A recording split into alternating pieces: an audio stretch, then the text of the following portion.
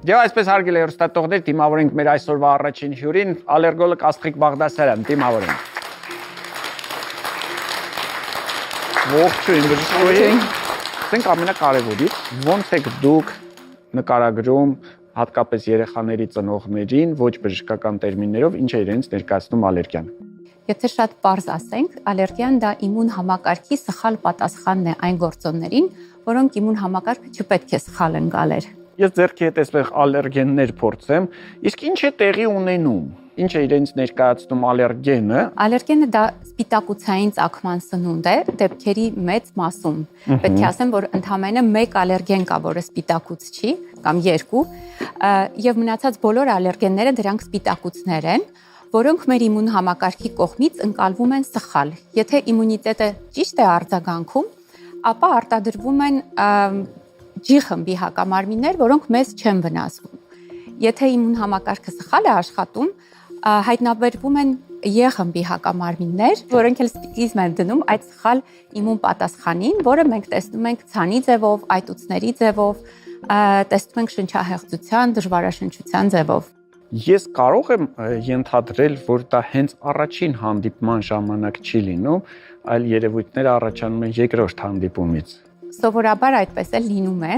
եւ հենց դա է պատճառը, որ մենք շատ լուրջ ենք վերաբերվում երեխայի առաջին կոնտակտին սննդի հետ, եւ դա ամենակարևորն է, որ մեր ծննդատան մանկաբույժները պետք է հիշեն։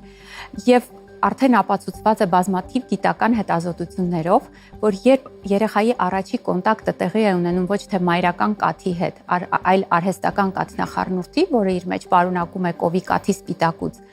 եւ հետո մայրը հանգստանում է, կարողանում է սկսել նորմալ երեխային կերակրել, եւ մի քանի ամիս հետո, երբ մայրը պետք է աշխատանքի դուրս գա եւ երեխան պետք է արդեն լրացնի մի փոքր կրծքի կաթը արհեստական կաթնախառնուրդով եւ հենց այդ կոնտակտի դեպքում էլ զարգանում է ալերգիան։ Այսինքն, որտեղ մեկ անգամ արդեն շփվել է, արդեն օրգանիզմը ճանաչել է, այդ առաջի ճանաչելուց կարծես թե ոչինչ չի եղել։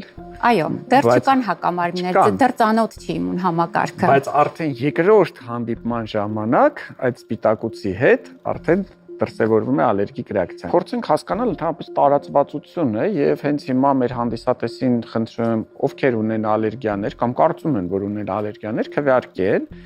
իսկ ձեր կարծիքով Հայաստանում ինչպիսին է տարածվածությունը, որովհետեւ տպավորությունը, որ ամեն երկրորդը ասում է ես սրանից կամ նրանից ալերգիա ունեմ։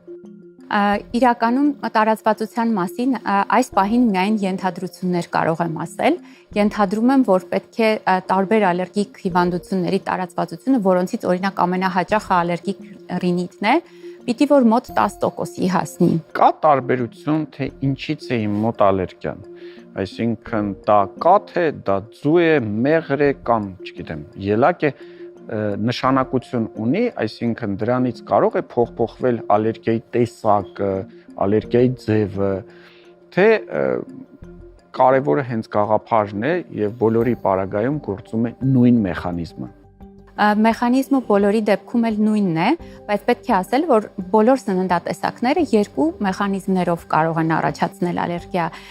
Այն ալերգիան, որոնք մենք հենց անվանում ենք ալերգիա, դա անհապաղ մեխանիզմով է ընթանում, այսինքն սնունդի հետ կոնտակտից հաջորդող 2 ժամերի ընթացքում, առավելագույնը 2 ժամերի ընթացքում բացառություն կա մեկ, դա կարմիր մսի նկատմամբ ալերգիան է, օրինակ տավուշի մարզում, լոռու մարզում եւ ինչպես մենք նկատեցինք մսից ալերգիա։ Մսից ալերգիա։ Ինչպես մենք նկատեցինք այս օրինաչափությունը, երբ մեզ մոտ գալիս էին զորակոճիկներ բոլոր մարզերից եւ մենք հետազոտում էինք, պարզվեց, որ կարմիր մսի նկատմամբ ալերգիա տարածված է Հայաստանի այն հատվածներում, որտեղ անտառածածկ է։ Նույնիսկ լինում են մարդիկ, որ գլխի էլ չեն ընկնում ինչից է առաջացել ալերգիան։ Ինչով է պայմանավորված, որ ոմանց մոտ ալերգիաները դրսևորվում են վաղ մանկական հասակում, իսկ ոմանց մոտ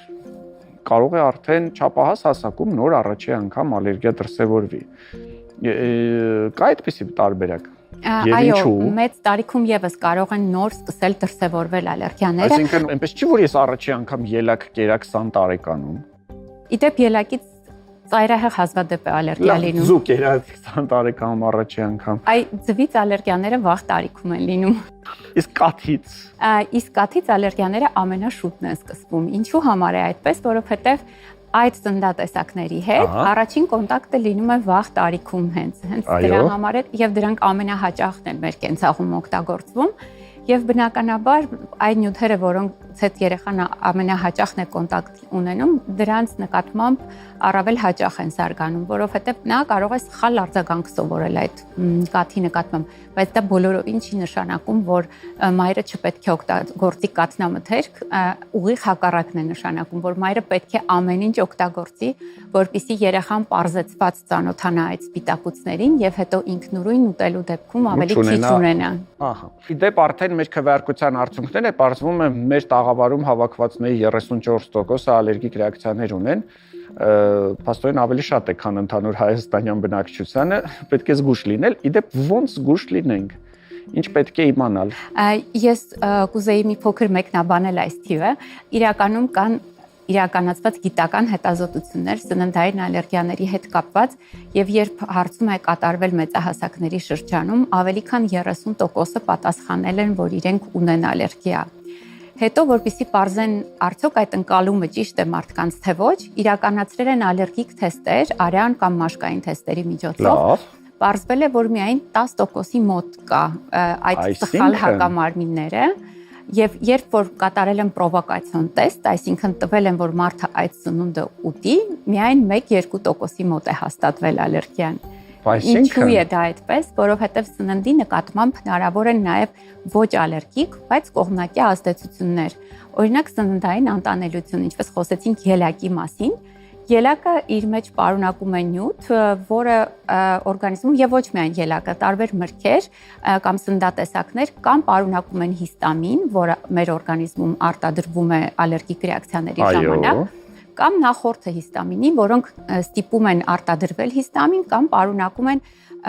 արագ հիստամին ձեռբազատող նյութ, գրգռող, այսինքն մաշկը նյութ։ Եվ այդ դեպքերում օրգանիզմի ռեակցիան կլինի նույնը։ Բայց դա իմուն ռեակցիա չէ, դա վտանգավոր չէ, որովհետև այն երբեք մեծ մասշտաբների չի հասնում։ Այն կարող է գրգռել բերանի շուրջը, մի փոքր կարմրություն առաջացնել, իսկ իմուն միջնորդավորված ռեակցիաները կարող են դիտարկում որպես ալերգիա։ Ոչ, դա սննդային անտանելության տեսակ է,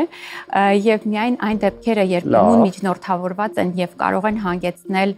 ծանր ալերգիկ ռեակցիաների, ինչպես օրինակ անաֆիլաքսիան է։ Փաստորեն մենք տարբերակում ենք սննդային անտանելություն եւ ալերգիկ ռեակցիաներ։ Եթե ալերգիկ ռեակցիաները դա իմունային համակարգի թեկուզ սխալ ռեակցիան է, սխալ պատասխանն է, բայց ասում է դրանով մեր իմունային համակարգը այսպես գրգռված վիճակում է գտնվում եւ այդպիսի մարդիկ ավելի պաշտպանված են լինում այլ հիվանդություններից։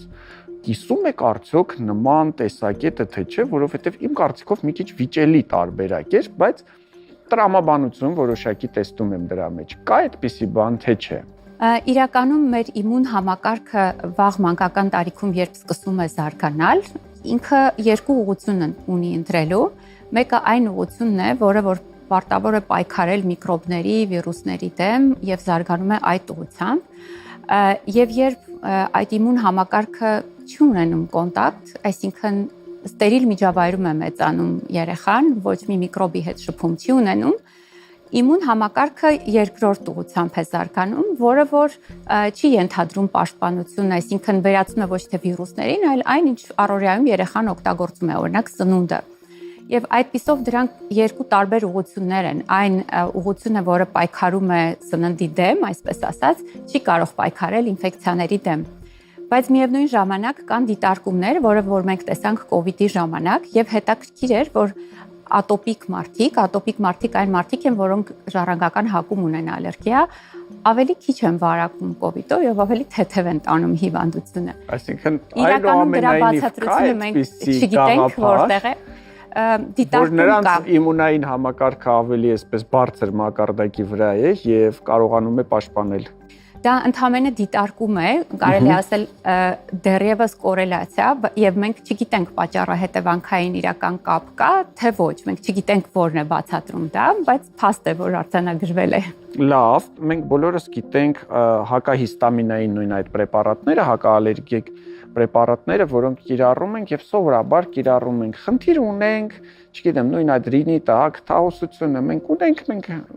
ամեն առավոտ այդ սեզոնին խմում ենք, հանգիստ մեզ համար տանում ենք, բայց կան նաեւ բուժման միջոցներ, այսինքն գիտենք, որ կարող են գնալ ալերգոլոգիական բաժանմունք եւ ստանալ որոշակի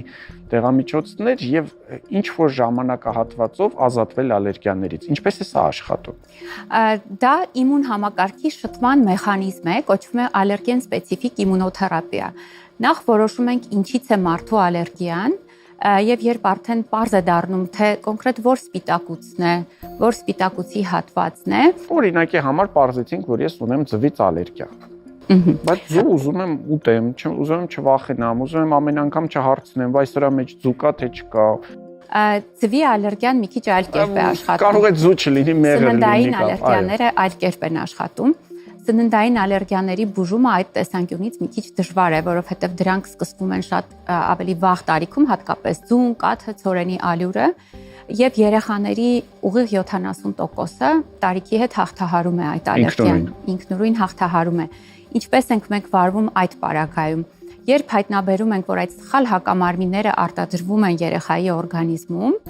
դա բավարար չէ։ Մենք պետք է ապացուցենք, որ այդ սխալ հակամարմինները իսկապես վնասում են երեխային եւ հիվանդանոցային պայմաններում տալիս ենք այդ սնունդը փորձարկելու նպատակով։ Դա կոչվում է պրովոկացիոն տեստ։ Շատ հաճախ երեխաները ունենում են հակամարմինները, բայց այնքան թույլ են արձագանքում, որ կարելի է տալ սնունդը, բայց դա միայն բժիշկը պիտի որոշի։ Այդ դեպքում մենք խորհուրդ ենք տալիս առնվազն շաբաթը 2 անգամ շատ փոքր քանակներով կերակրել այդ սնունդը, օրինակ բարձր ջերմաստիճանում ջերմային մշակում անցնելուց հետո, եւ դա օգնում է երեխաներին հաղթահարել ալերգիան։ Եվ 6 ամիսը մեկ, եթե չի հաղթահարել, 6 ամիսը մեկ կրկին փորձում ենք, որպեսզի տեսնենք արդյոք իր բնական ընթացքով հաղթահարվել է ալերգիան։ Վերջին հարցը շոկոլադի հանդեպ ալերգիկ ռեակցիաներ ունեք թե ոչ։ Եթե մարդը ունի կաթից ալերգիա եւ ուտում է կաթնային շոկոլադ, հնարավոր է որ ունենա։ Ես ոչ իհարկե։ Որովհետեւ շոկոլադը իրականում ստեղանին դրած է զուտ ձեզ համար էինք պատրաստել։ Հիշեցնեմ իմ հյուրը այսօր ալերգոլոգ Աստղիկ Բաղդասարյանն էր։ Եղեք զգույշ, եղեք առողջ, մի վախեցեք ալերգիաներից եւ եթե ունեք, ապա անպայման դիմեք բժշկի։ Մնացեք մեզ հետ։